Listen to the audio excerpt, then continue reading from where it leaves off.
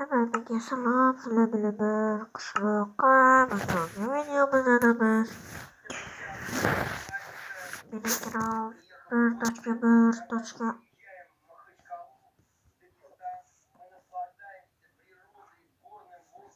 Beshta выживание qilamiz. Mana biz skinimni ko'rsata olmayman.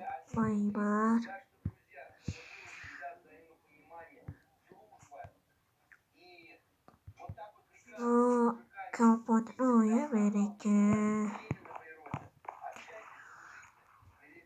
Suvga tushib oldi. Yo'rash mumkin, lekin bunga kirib yozimni ko'rsataman. Hozir yozimni ko'rsatay.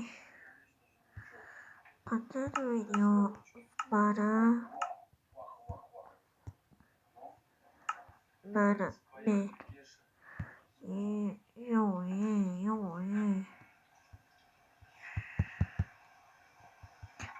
Nechanchi vaqtda o'qiysizlar?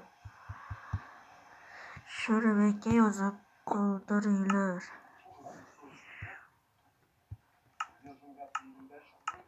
Video katta bo'lsinmi yoki kichkina?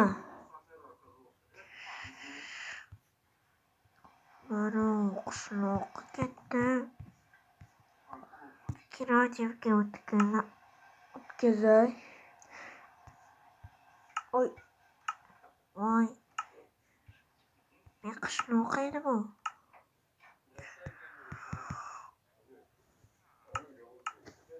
Mana unday. Mana unga kiraman. Mana ulay o'sha degani bor. Mana shuni bosamiz.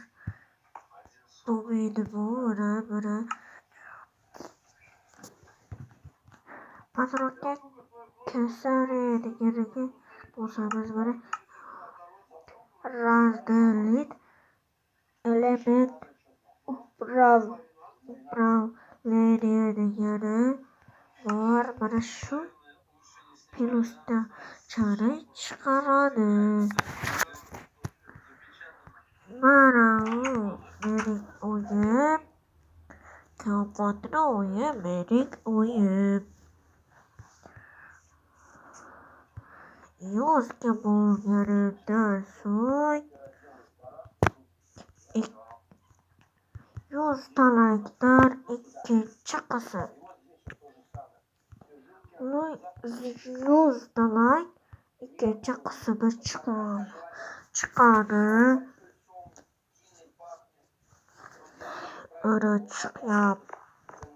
Ikkinchi qismi bo'lsa hamma qismlari bo'lsinmi yoki bo'lmasin, kommentga yozib qoldiringlar.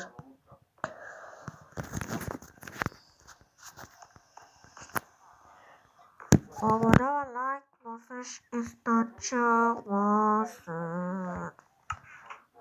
Mana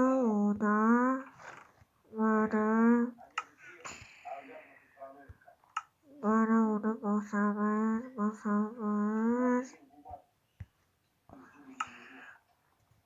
Bo'lmasa ekan, mana bunga ketamiz.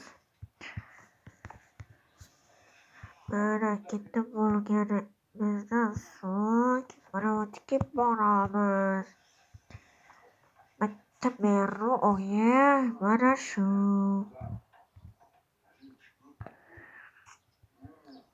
Bu emas.